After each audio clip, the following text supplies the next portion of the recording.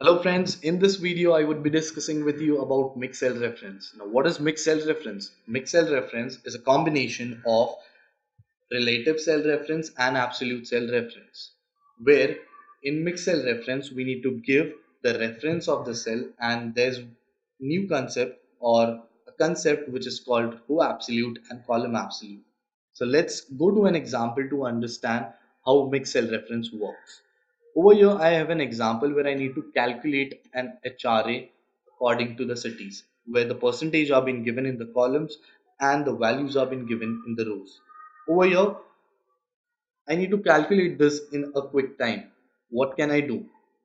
One way is I could give a reference equal to the row, that is A5 into B3, and I would get the answer in the first cell. If I try to drag this up, this would give me a wrong answer, because if I click on the second cell, that is I would say C5, you could see this reference has been shifted. It should be A5 into C3, which has been shifted to B5, which is giving me a wrong answer.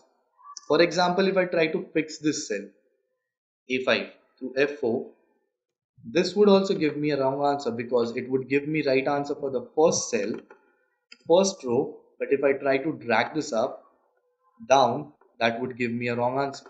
So that would also not work for me.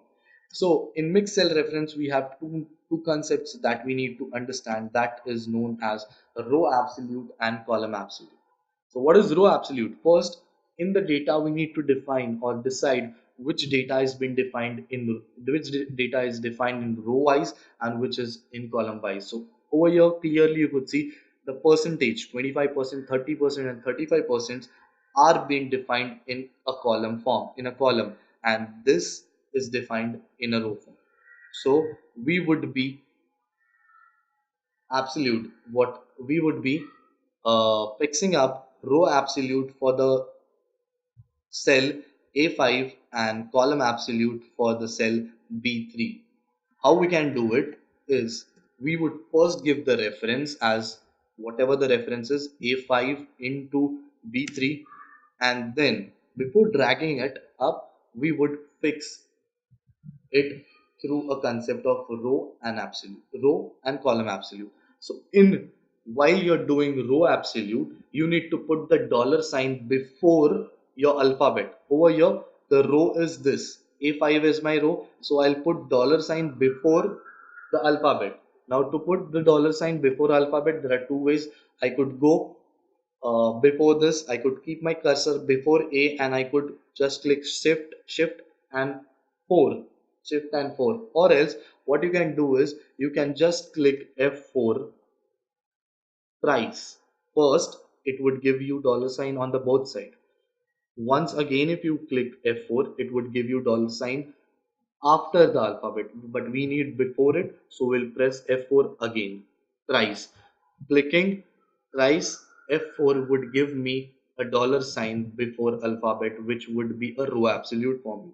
Same way, I'll go to B3 and I'll click F4 twice, which would give me dollar sign after the letter or the alphabet. So clicking F4 thrice would give me a dollar sign before alphabet, and twice would give me a dollar sign after alphabet.